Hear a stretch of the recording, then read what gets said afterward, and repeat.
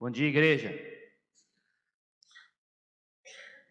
Bom poder estar aqui e falar sobre família. E esse tema, a princípio, soa como negativo e, de fato, a indiferença é ruim, mas nós queremos olhar também no texto de hoje não só para esse problema, para esse perigo, mas para a possibilidade que Deus nos dá de enfrentar isso dentro da família, tá bom? Então eu queria primeiro começar colocando aqui na tela uma definição sobre o termo indiferença. Isso aí é dicionário, tá bom? Então, vivemos hoje num mundo onde a indiferença ela reina, né? Cada vez mais. E até eu acredito muito por conta dessa geração conectada e cada vez mais apegada a aparelhos do que a pessoas, né? Então a gente acaba não tendo contatos ou relacionamentos sinceros, verdadeiros, e isso nos leva muito para esse caminho de uma falta de interesse ou de atenção em relação a algo ou alguém, descaso, desinteresse, negligência, o contrário, né, do que deveria ser o cuidado, o empenho e o zelo. A ausência de, você vê, a primeira falta de interesse e a segunda falta, a ausência de sentimento em relação a algo ou alguém, um distanciamento, uma frieza, uma insensibilidade. Como eu falei, rede social é bênção, mas ela nos traz também, se não tivermos o equilíbrio, essa tendência de nos distanciarmos, de nos relacionarmos de maneira fria, tá bom? Insensível. Até porque lá você vê muita gente falando de tudo, achando que sabe de tudo, né? Jogando lá seus comentários e de maneira muito insensível.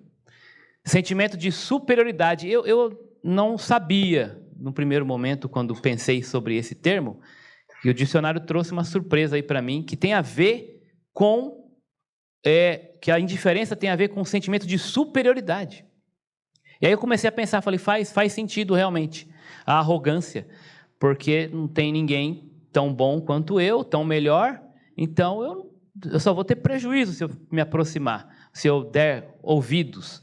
Então eu vou ficar na minha, porque não vale a pena, né? Essas pessoas são inferiores nesse sentido. Então, uma desconsideração, um desdém, desprezo mesmo, ao contrário de ter apreço, consideração e estima. E aí eu pensei em alguns textos, gente, são diversos textos, graças a Deus a Bíblia ela nos ensina muito sobre a família, tá? E então eu pensei em alguns textos aqui, estou propondo nessa manhã nós olharmos para a indiferença na família, primeiro para com os papéis, depois para com as pessoas e finalmente para com a palavra. Que eu acho que, se fosse colocar em ordem de prioridade, a indiferença para com a palavra afeta nossa compreensão com relação aos papéis que assumimos e deveríamos assumir, e também as pessoas, o próximo, né?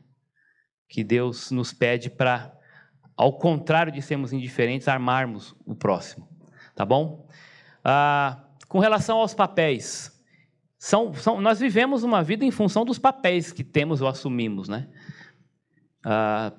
Eu, por exemplo, sou filho, sou marido, sou pai, sou neto, se bem que eu não tenho mais nenhum avô vivo, mas devo honrá-los, tá? Eu sou empregado, né? Temos papéis, diversos papéis na sociedade. Outros são patrões, certo? Então, você tem que saber se comportar, entender o que Deus pede de você em cada papel que você assume, tá bom? Na sociedade, na vida como um todo. E aqui eu elenquei dentro da família, talvez os 3 aí mais importantes, né? Você e a sua esposa e você, vocês com seus filhos e seus filhos com vocês, né? Os filhos com os pais. tá bom? Papéis que têm sido negligenciado ou até trocado. E isso nós devemos observar, segundo a Bíblia, e entender os nossos papéis e como devemos cumpri-los diante de Deus. Então, nós vamos abrir esse texto. Primeiro, o papel de marido e mulher. É interessante notar que o apóstolo Paulo vai trazer aqui, vai falar sobre esses papéis, mas dentro do contexto, o que vai apoiar a fala dele em relação a esposas, maridos, filhos e daí para frente, é o verso 21 do capítulo 5 de Efésios, quando ele vai dizer: sujeitem-se uns aos outros por temor a Cristo. Então aqui uma ordem de sujeição mútua. Sujeitai-vos uns aos outros por temor a Cristo. E aí ele começa então, dentro, deste padrão, ou deste princípio, ele vai dizer, verso 22, mulheres, sujeitem-se a seus maridos como ao Senhor, pois o marido é o cabeça da mulher, como também Cristo é o cabeça da igreja, que é o seu corpo, do qual ele é o Salvador. Assim como a igreja está sujeita a Cristo, também as mulheres estejam em tudo sujeitas a seus maridos. Maridos, verso 25, amem suas mulheres, assim como Cristo amou a igreja e entregou-se a si mesmo por ela, para santificá-la, tendo-a purificado pelo lavar da água mediante a palavra, e apresentá-la a si mesmo como igreja gloriosa, sem mancha, nem ruga ou coisa semelhante, mas santa e inculpável. Da mesma forma, os maridos devem amar suas mulheres como a seus próprios corpos. Quem ama a sua mulher, ama a si mesmo. Além do mais, ninguém jamais odiou o seu próprio corpo, antes o alimenta e dele cuida, como também Cristo faz com a igreja, pois somos membros do seu corpo. É muito importante, atentarmos para esses princípios, os papéis dentro do lar.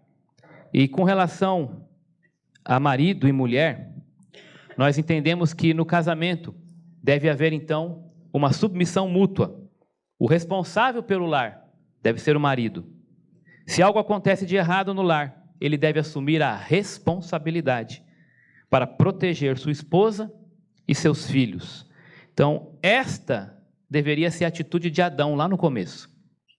Quando Deus chama, cria Adão, depois cria Eva, e é interessante o texto, nós observamos que Deus cria Eva de uma costela.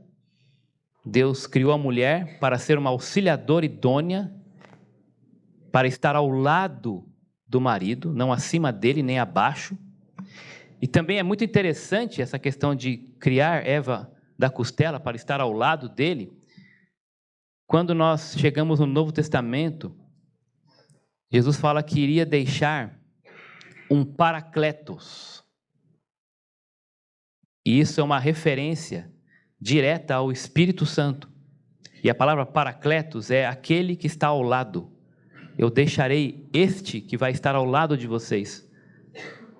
Então, olha que importante, isso não tem nada de inferior quando nós olhamos para a submissão da mulher ou para o papel dela também dentro do lar, de auxiliar o seu marido. Deus também é chamado de auxílio, socorro bem presente na angústia.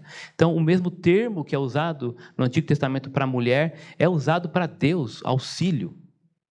Então, isso é maravilhoso. O Espírito Santo é chamado para estar ao lado do povo de Deus. Então, isso é muito belo no projeto que Deus preparou para a família. Deus colocou limites na ordem das coisas criadas e designou funções diferentes ao casal. Devemos conhecer esses limites e fazer o possível para respeitar as responsabilidades e papéis dados pelo Criador. A liderança do homem deve ser, conforme nós lemos, de amor sacrificial, não austera, ditatorial, abusiva ou opressiva. A submissão da mulher é uma resposta de amor e respeito ao amor e liderança sacrificial que lhes são dados. Então, Paulo ressalta, fazendo menção lá em Gênesis 2, 24, o princípio de serem uma só carne. Então, no casamento, marido e mulher são membros um do outro. Se o marido for desonrado, a esposa é desonrada. Se o coração da esposa for ferido, o marido é ferido. Logo, o casamento é uma relação de respeito e amor mútuos, onde o marido é o cabeça e a esposa está como sua auxiliadora idônea, não estando nem acima nem abaixo. É a essência de um casamento feliz, duradouro e bem-sucedido, como projetado por Deus. Infelizmente, a indiferença trouxe essa falta de compreensão de papéis, e cada vez mais nós vemos homens que não assumem o seu papel de marido desse jeito, como alguém que ama um amor sacrificial pela sua esposa. Nós vemos homens que querem submeter a sua esposa a quase que uma espécie de escravidão. E, nesse sentido, as mulheres também se rebelam, né, e deixam de assumir o seu papel para também usurparem aquilo que é do homem, como Eva fez ali no Éden. E apesar da culpa ser dela por ter comido, a responsabilidade também era do marido de estar cuidando dela naquele momento, ou fazer aquilo que Deus havia pedido para ele, diante da sua responsabilidade. Então, nós olhamos para a realidade hoje, não precisa ir muito longe, talvez você conheça casos assim, e talvez esteja sofrendo com isso, de assumir o seu papel como marido, como Deus projetou, como esposa, e não se deixar levar, né, pela pressão que o mundo faz para inverter esses papéis. Um exemplo simples, né? Nós sabemos que é bênção, o homem foi chamado para suprir, para sustentar a casa. Muitos se acomodam. E o que as mulheres vão fazer? Vão assumir esse papel. Eu não estou dizendo que a mulher não tem que trabalhar. Ela pode sim trabalhar, é bem-vindo. O problema é quando isso é fruto de uma incompetência, uma preguiça ou até uma ignorância de um marido que não quer saber de se mexer. É o famoso banana, né? Não assume responsabilidade, não vai à frente, e a mulher assume essa posição porque não tem quem faça. Eu entendo situações e circunstâncias que às vezes a mulher ela não tem um marido por perto, né? Nem presente, às vezes não é mais, o marido não é vivo, ou houve uma separação, e ela tem que se virar mesmo, e ali não tem nem o que cobrar nesse sentido. O papel do marido ele já largou mão. E o inverso também, né? Isso pode acontecer. Mas nós temos um padrão bíblico, e temos que respeitar isso, né? Não é à toa, gente, que Deus constituiu o homem com mais força física, por exemplo. Então, só esse detalhe. Por que será? Porque no projeto de Deus, esse seria o camarada que sairia de casa para buscar o sustento, para trabalhar. E isso tem um propósito. Ele é o provedor. A Bíblia fala que a mulher é a parte mais frágil. Isso não significa, de novo, que ela é inferior. Ela tem o seu papel. Como rainha do lar, como alguém que está ali ao lado, né? E submissão significa isso. Ajudar o homem a cumprir a missão que Deus deu para ele. Deus disse que não era bom que ele tivesse só. Deus sabia que o homem não conseguiria cumprir essa missão sem uma auxiliadora que lhe fosse idônea. Então nós precisamos respeitar isso. Cada um entender o seu papel.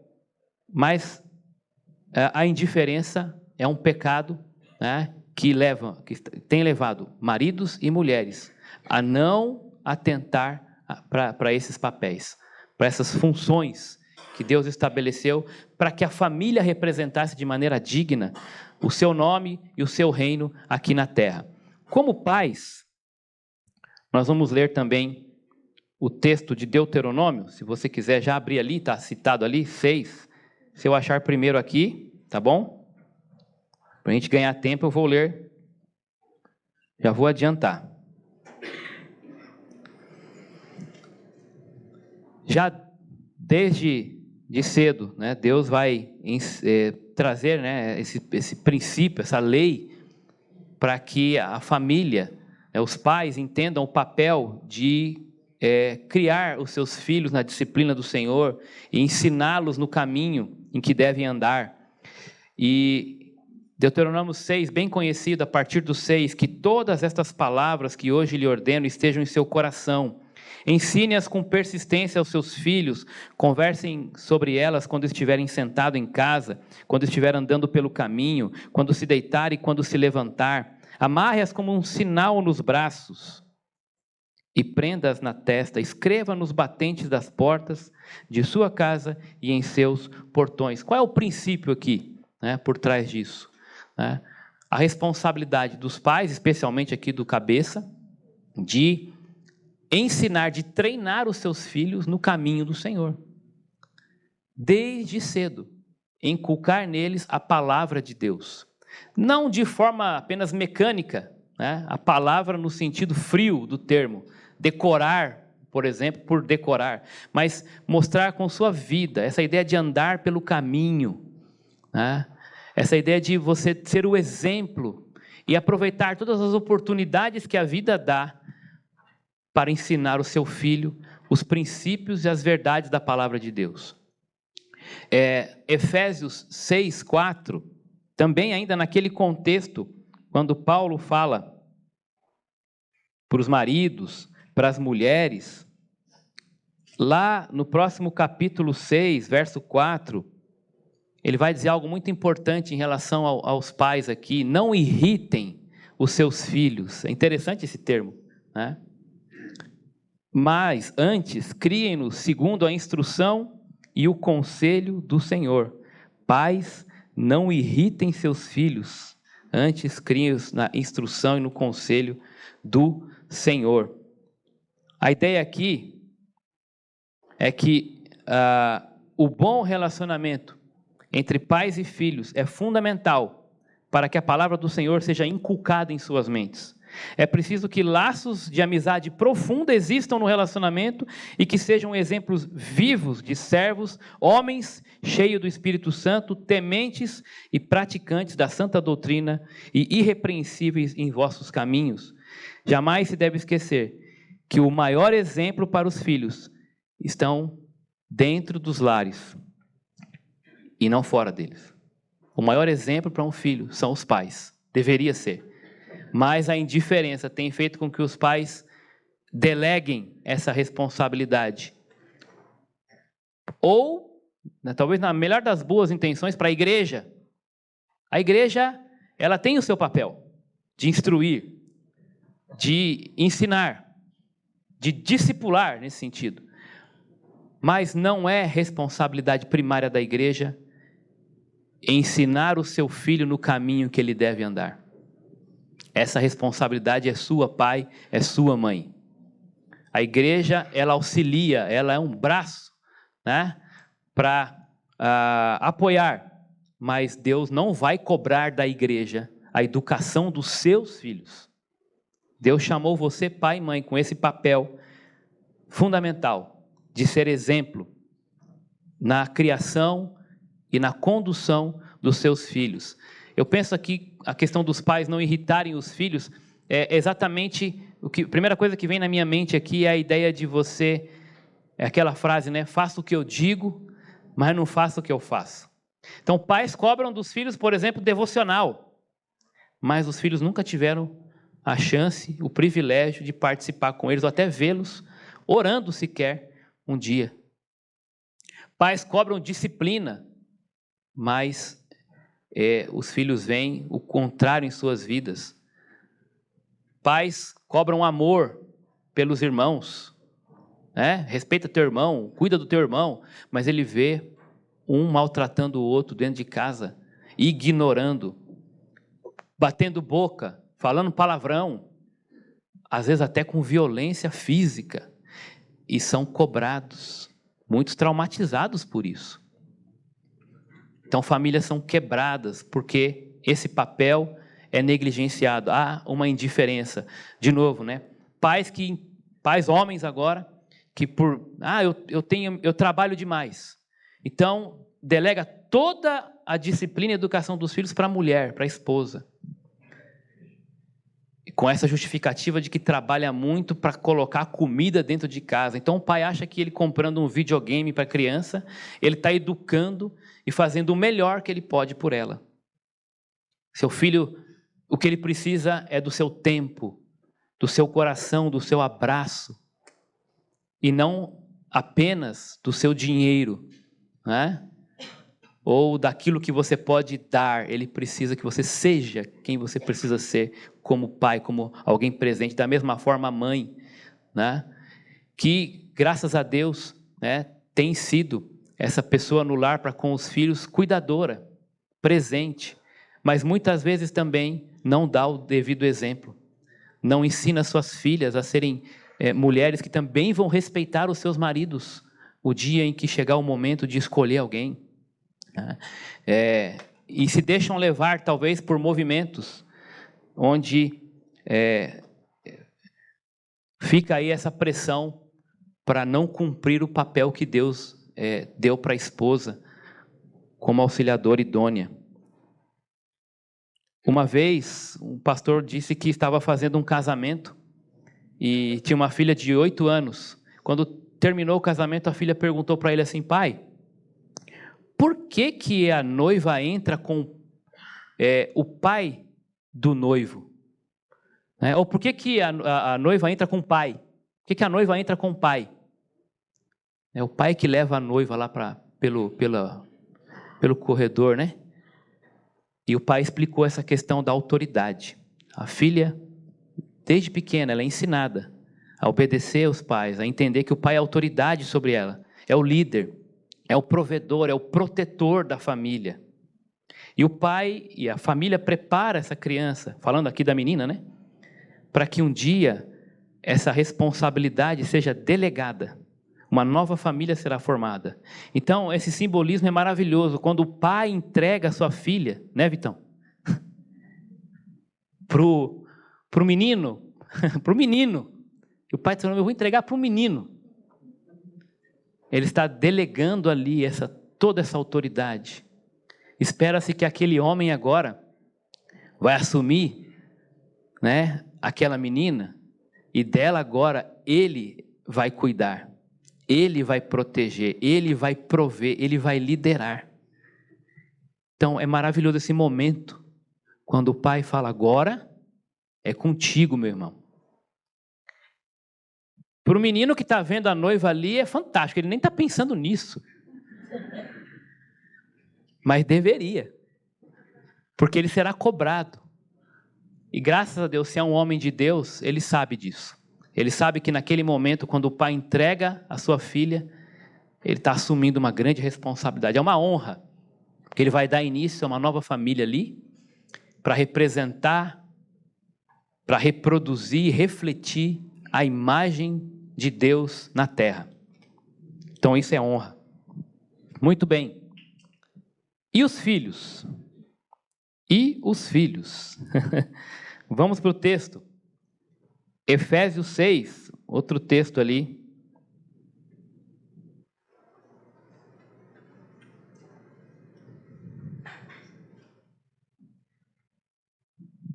Efésios 6. Agora, 1-3. Filhos, obedeçam seus pais no Senhor, pois isso é justo. Honra teu pai e tua mãe. Este é o primeiro mandamento com promessa, para que tudo te corra bem e tenha longa vida sobre a terra. Obedeçam os seus pais no Senhor. Honra teu pai e tua mãe.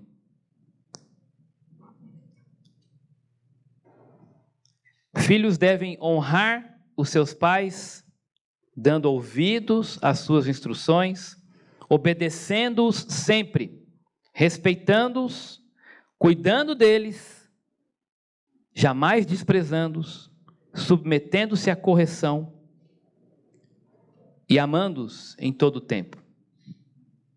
É isso que nós temos visto nos filhos cristãos? Filhos obedientes? Filhos que honram de fato os seus pais?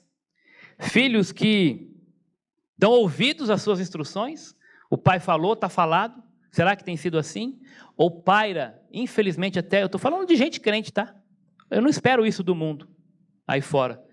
Mas é tão triste quando nós vemos filhos mais obedientes em famílias incrédulas do que em famílias que conhecem e deveriam honrar, cumprindo esse padrão e representando o nosso Deus. É uma vergonha, às vezes, ver comportamento de certos filhos, como eles desonram seus pais com as suas atitudes. Os pais, o pai e mãe não é o Espírito Santo, né? Não é o pai e a mãe que vai ali fazer o papel que é de Deus, que é do Espírito Santo. Mas muitos, por causa disso, negligenciam o seu papel de pai e de mãe. E os filhos, talvez, querendo achar uma desculpa, porque os pais não são perfeitos, mas querendo achar uma desculpa, se entregam à desobediência, à desonra, porque meu pai não é o pai que eu esperava, minha mãe não é a mãe que deveria ser. A Bíblia não entra nesse mérito. Ela fala, honre seu pai e sua mãe, ponto final. Ela não está dizendo, se seu pai for um crente, assim, assim, assim. Se sua mãe for gente boa. Ela não está falando isso, é tua mãe, é tua mãe. É teu pai, é teu pai. Honre-os, obedeça-os. Cuide deles. Quantos filhos negligenciam isso e são indiferentes à velhice, por exemplo, dos pais? Entregando os pais aí a vergonha de cuidados, talvez, na mão de outros, delegando, quando eles poderiam fazer. Eu entendo que existem circunstâncias, às vezes, que não permitem isso. Mas, de novo, isso não é desculpa. Eu já vi muito filho colocando o pai para ser cuidado em casa de repouso, com o argumento de que, lá tem toda a estrutura para ele. De novo, assim como seus filhos precisavam de você, e não do que você podia dar de videogame, é a mesma coisa, só que para velhice. O pai não dá o videogame, mas dá a casa de repouso, porque é o melhor que ele pode. Ele quer você. Seu pai, sua avó, seu avô, eles querem o seu carinho, eles querem a comunhão com você, o tempo com você de qualidade. Por mais que você possa pagar uma casa com todo luxo, eles vão ficar pensando, cadê? Onde estão meus filhos? Onde estão meus filhos? Pastor, mas ele nem lembra mais quem sou eu. Mas Deus sabe. E você tem que honrar o seu pai e a sua mãe. Não importa o momento. Foi chamado para isso. Cuidar deles, não desprezá-los. Submeter-se à disciplina. E a Bíblia fala, você tem que obedecer, a menos que eles peçam para você fazer algo contrário à palavra determinada de Deus. Você vai ferir a palavra de Deus, aí você não precisa obedecer. Antes importa obedecer a Deus do que aos homens. Esses homens incluem as autoridades pai e mãe também. Mas, de novo, não use isso também por desculpa, porque às vezes você desconhece a palavra e está querendo argumentar porque seu pai não é crente, você é, e porque você está na igreja, você tem mais autoridade, porque você conhece mais e ele não sabe de nada. Ele é seu pai e ela é sua mãe. Eu cresci num lar, me converti com 14 anos, meu pai nunca, pelo menos a gente não viu isso aos olhos humanos, nunca foi alguém que seguiu a Cristo, tomou uma decisão, mas eu entendi, graças a Deus cedo, de que ele era autoridade na minha vida, mesmo ele não conhecendo a palavra, não obedecendo.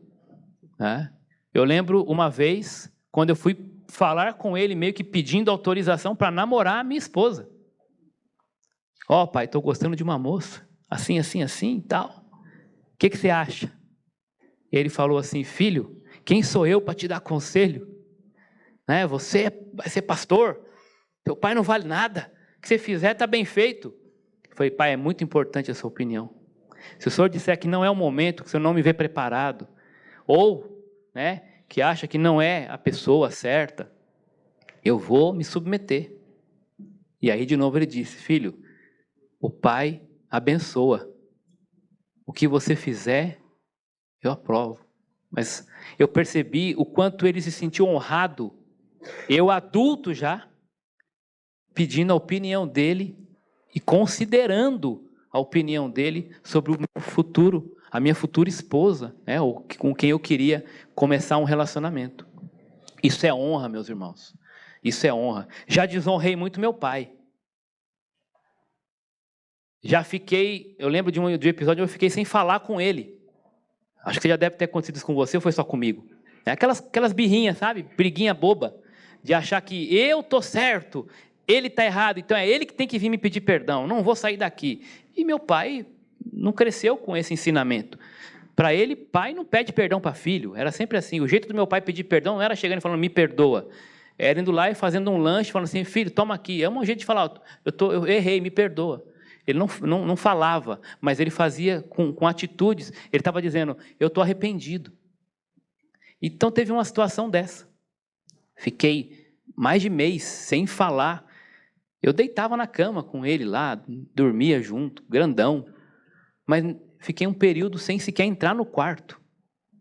Mas eu já era crente, já era líder dos jovens. E Deus falando comigo e eu resistindo. Né? Puxa vida, e às vezes querendo ir, mas mas ele que pisou na bola comigo, sempre eu tenho que ir lá me humilhar. E vocês não vão acreditar, um dia que cheguei mais cedo para o culto dos jovens, parei meu fusquinha marrom ali na frente, chamado Sonho de Valsa, liguei o Motorola, o radinho do Fusca, e Deus usou uma música secular, uma música do mundão, para falar ao meu coração que eu devia pedir perdão, restaurar. Ele é seu pai, cara. Ele te ama. Você conhece a palavra. E se amanhã você não o tiver mais, no caixão não dá mais para pedir perdão para o seu pai. Ele não vai ouvir. Nem para sua mãe, nem para o seu avô, nem para sua avó. Então eu fui naquele dia, à noite, o caminho entre a sala e o quarto, de mais ou menos uns 3 metros, pouco mais, pareciam quilômetros, a perna pesava, o orgulho me segurava, mas eu fui. Quando eu entrei no quarto, ele tomou um susto, regalou o olho. Gente, eu só precisei falar uma palavra: perdão. Eu entrei no quarto e falei, preciso te pedir perdão. Não precisei falar mais nada.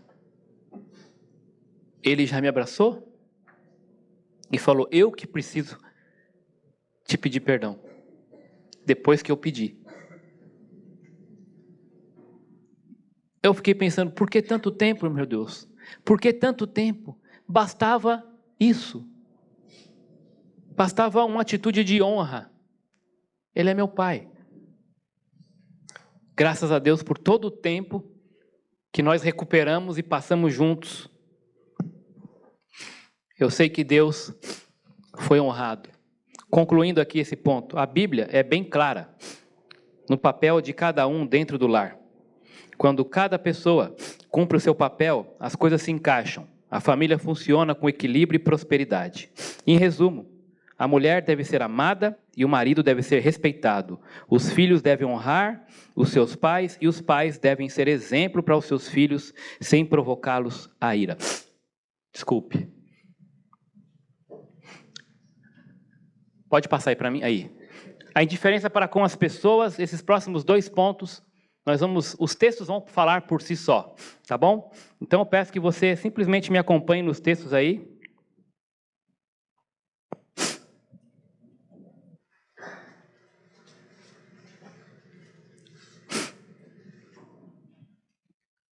Primeiro João 3, 17 e 18. A indiferença com as pessoas, eu quero dizer com o próximo em geral, né?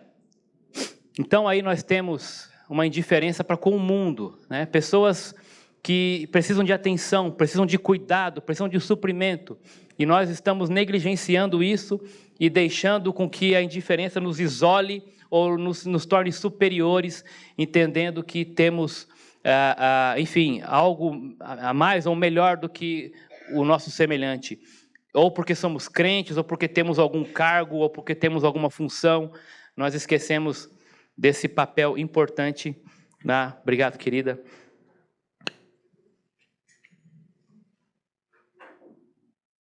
Na vida uns dos outros, né? A Bíblia está cheia desse uns aos outros aí. Muito bem.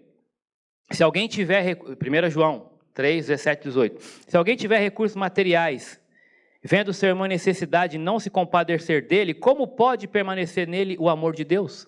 Como pode? Filhinhos, não amemos de palavra nem de boca, mas de, como dizem outras versões, né, de ação ou de fato e de verdade.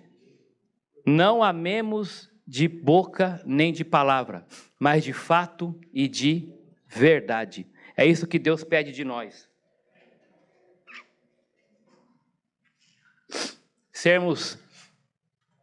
Não sermos indiferentes à necessidade do nosso próximo.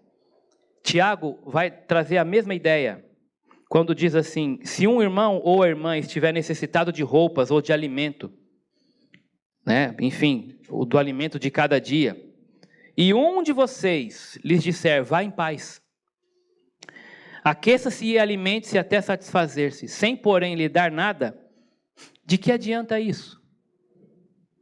De novo, somos chamados a essa responsabilidade de não sermos indiferentes à necessidade do nosso próximo, das pessoas à nossa volta.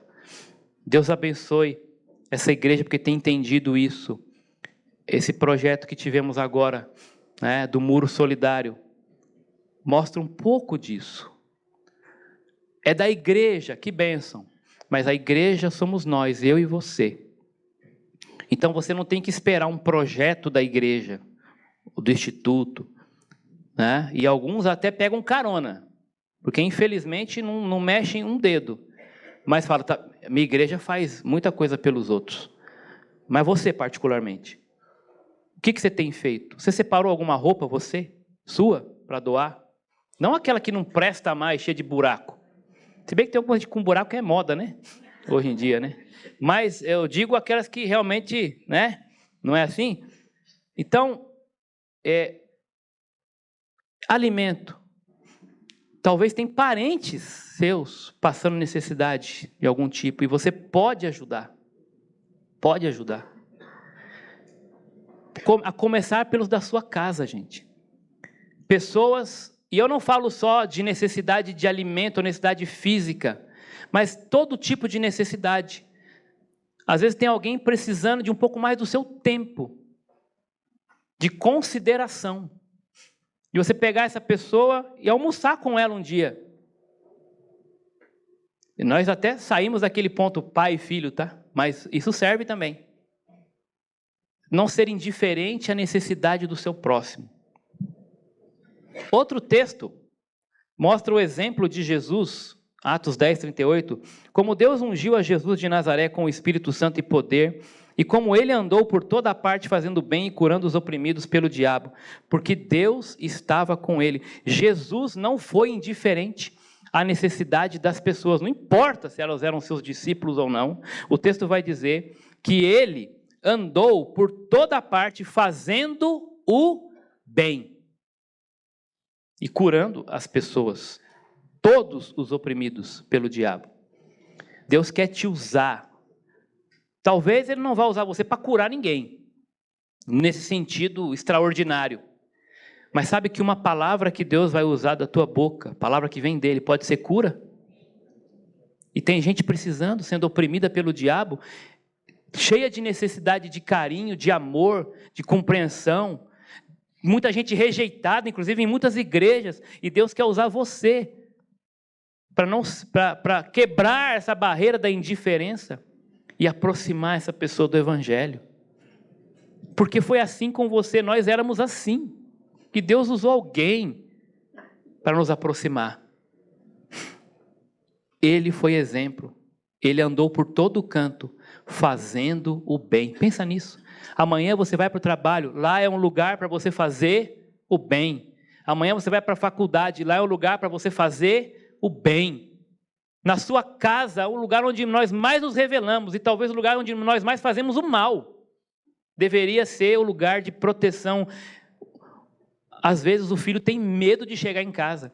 O pai tem medo de chegar em casa para encontrar aquela esposa ali, que já vai falar. A esposa tem medo que o marido chegue, porque já vai começar a brigar. E ali deveria ser um lugar de amor, de carinho, de proteção. Mas é um lugar de indiferença e de ódio. Deus tenha misericórdia de nós. O bom samaritano é uma prova disso, né? Quem conhece a história da parábola, o homem fica largado ali porque apanha, está quase morto. É roubado ali tudo. Passa por ele 2 homens que representavam os religiosos da época. O levita, né? O sacerdote. É isso? Os 2 são indiferentes. O texto deixa claro que eles viram o cara. Eles viram. Eles sabiam que tinha alguém ali precisando. E passaram indiferentes. E aquele que talvez fosse o menos provável, fez o que deveria ser feito. Honrou a Deus, a sua atitude. Se importou, cuidou, se sacrificou, tirou do bolso para ajudar.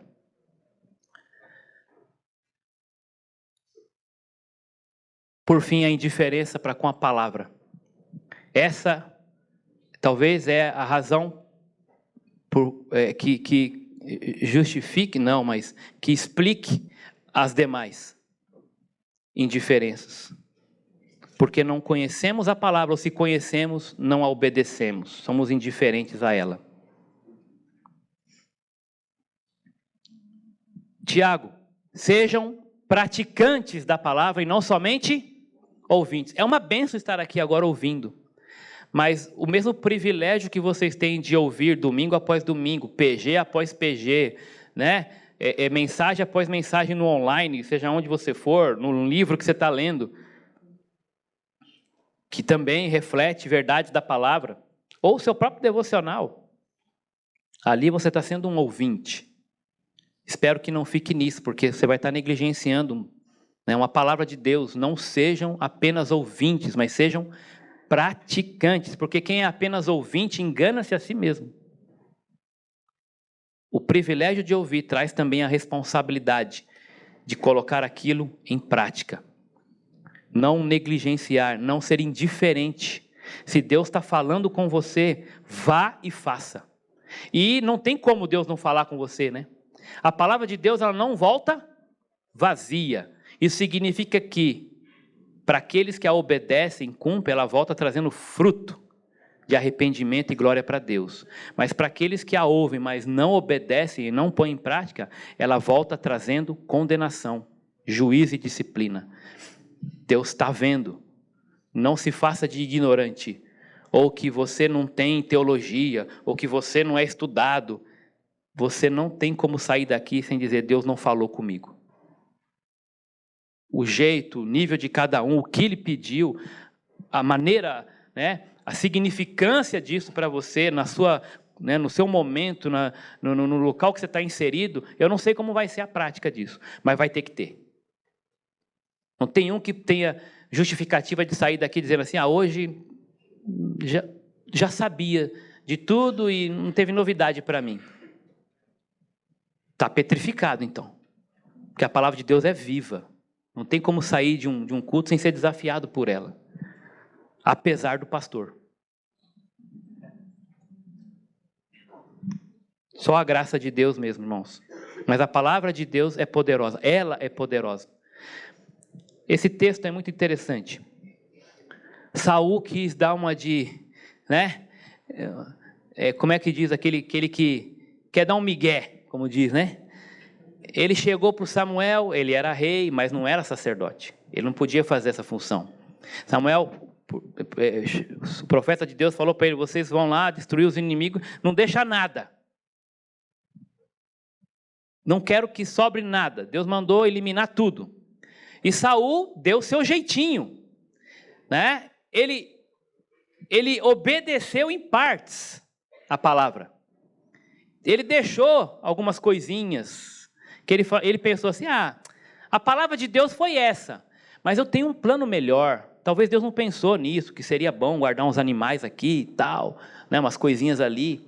E quantos de nós não fazemos o que Saul fez? Né? Cumprimos a palavra até onde para nós é cômodo, é conveniente. Quando aquilo pede de mim um sacrifício, ou vai doer, ou vai ter que me fazer negar alguma coisa que eu gostaria de fazer, então eu dou um jeitinho. E muitas igrejas dão jeitinhos para acomodar, né? A sua teologia da conveniência. Então as igrejas fazem o que você quiser, se você procurar, você acha. Igreja para tudo que talvez você queira justificar a conveniência do seu pecado. Tá bom? Mas se nós quisermos cumprir a palavra do jeito que foi falada, vai doer. Vai doer. Nós vamos ter que dizer muitos nãos. Não nos acomodarmos com esse mundo que em nome da graça aceita tudo, de tudo que é jeito. E aqui Samuel chega para Saul e diz assim no verso 22, acaso o Senhor tem tanto prazer em holocaustos e sacrifícios, quanto em que se obedeça a sua palavra? A obediência é melhor do que o sacrifício, e a submissão é melhor do que a gordura de carneiros. O que ele quer dizer aqui? Deus mandou fazer, faça na íntegra. Não venha com esse negócio de que, eu fiz, mas eu acho que eu fiz até melhor. Não, Deus mandou fazer, faça do jeito que Ele mandou. Deus não quer sacrifício, Ele quer obediência.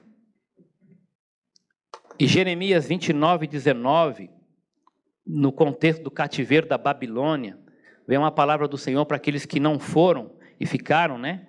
Mas estavam negligenciando a palavra de Deus, estavam mentindo, profetas mentirosos. E Deus vai trazer uma palavra por meio de Jeremias e vai dizer assim para eles, porque eles não deram atenção às minhas palavras, declara o Senhor, palavra que lhes enviei pelos meus servos os profetas.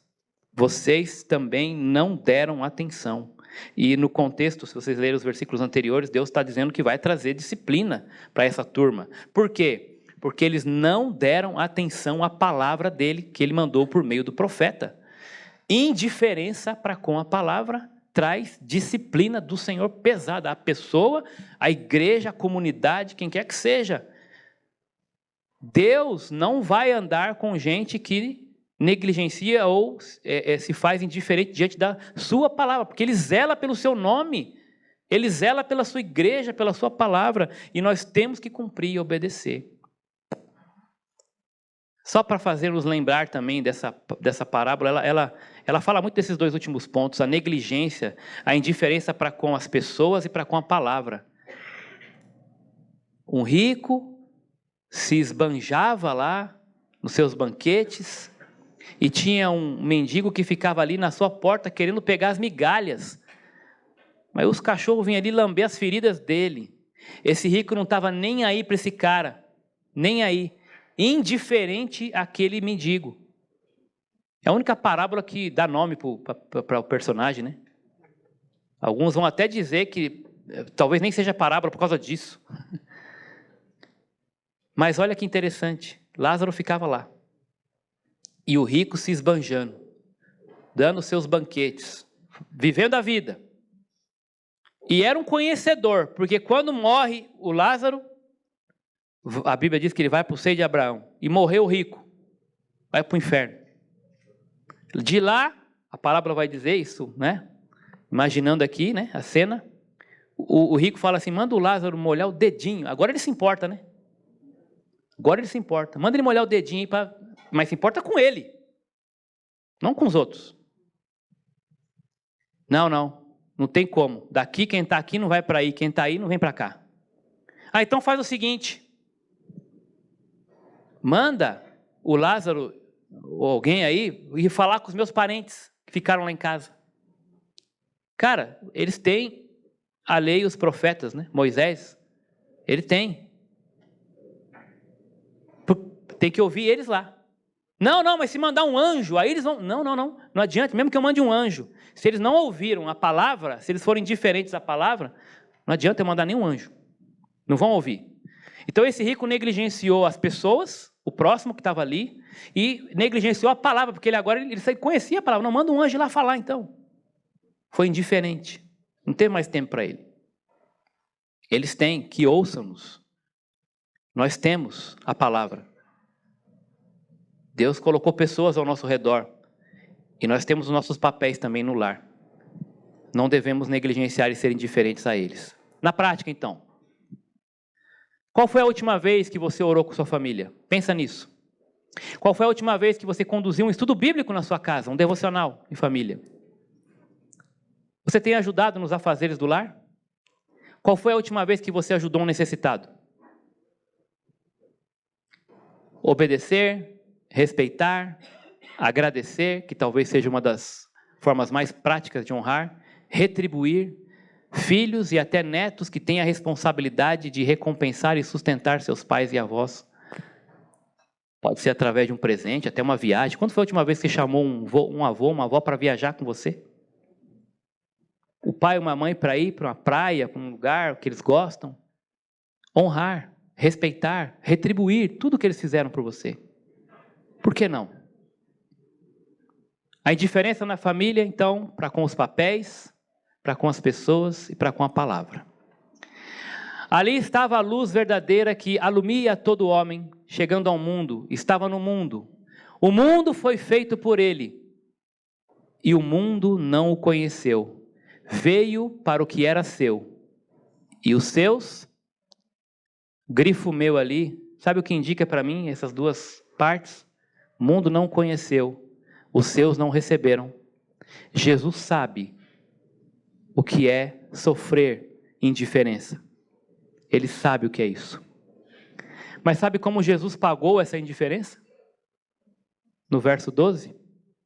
Contudo, aos que o receberam, deu-lhes, aos que creram no seu nome, deu-lhes o direito ou o poder de se tornarem filhos de Deus. Mais um pouquinho para frente, no capítulo 3, famoso verso 16. Esses que não receberam, esses que não conheceram, que eram seus, ele os amou.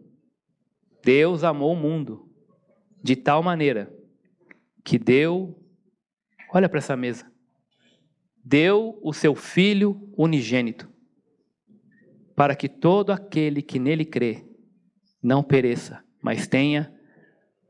Jesus não pagou indiferença com indiferença. Ele pagou indiferença com amor. E é por isso que nós estamos aqui hoje, só por isso. Porque ele nos amou primeiro. Ele nos chama para amar, assim como ele nos amou. Cumprindo os nossos papéis. Amando e não sendo indiferente às pessoas. E principalmente, não sendo indiferente à sua palavra. A ceia do Senhor é a maior prova do amor de Deus para conosco. Nós, que éramos indiferentes, desgarrados, não há quem busque a Deus, diz a Escritura. Somos, por natureza, indiferentes a Deus e a sua palavra. Mas Ele nos amou primeiro. Ele se entregou por nós. Ele deu a sua vida. Ele quebrou a indiferença com e através do amor. Nós vamos agora participar da ceia do Senhor com esse pensamento. A ceia, para quem é a ceia? Para aqueles que são do Senhor. Quem a Bíblia diz que são os do Senhor, a sua igreja? Aqueles que já entregaram sua vida a Jesus como Senhor e Salvador. Ah, tem que ser batizado? Não. Porque para ser do Senhor, o batismo não salva. Nós vamos ter um batismo daqui a 2 domingos. O batismo é um símbolo, né? Uma amostra física daquilo que aconteceu antes, espiritualmente. A morte para o velho homem, o renascimento para a nova vida e o lavar regenerador do Espírito. Então aqueles que estão em Cristo, que são, né, cristãos, crentes, que já entregaram sua vida para Jesus, tiveram um encontro verdadeiro com Ele, estes pertencem ao corpo de Cristo. E a ceia celebra essa comunhão do corpo, e onde Cristo é o cabeça e se entregou por esta igreja. E tem cuidado dela, se sacrificado por ela, para apresentá-la de maneira santa, sem mácula. Deus não foi indiferente. E a ceia então é para você, filho de Deus, para você que já tem recebido a Jesus como seu Senhor e Salvador.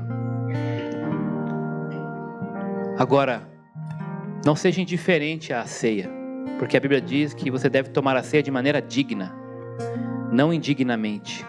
Por quê? O que é isso, pastor? A ceia aponta para a comunhão com o corpo de Cristo. Ele fala, quem toma a ceia dignamente é réu do corpo. Quem é o corpo de Cristo? A sua igreja.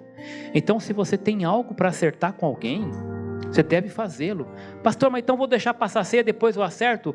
Se você tem um pecado, confessa agora e deixe. Não tem carência, Deus vai te perdoar agora. Não tem motivo para deixar passar a ceia, mesmo que você não acredite que Deus possa te perdoar agora. Ou então que você não queira se arrepender. Aí é você e Deus. Aí pode deixar passar.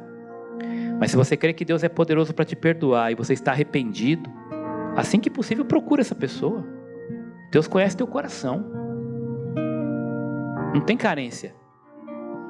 Não tem nada que justifique se você é um cristão e quer obedecer a palavra.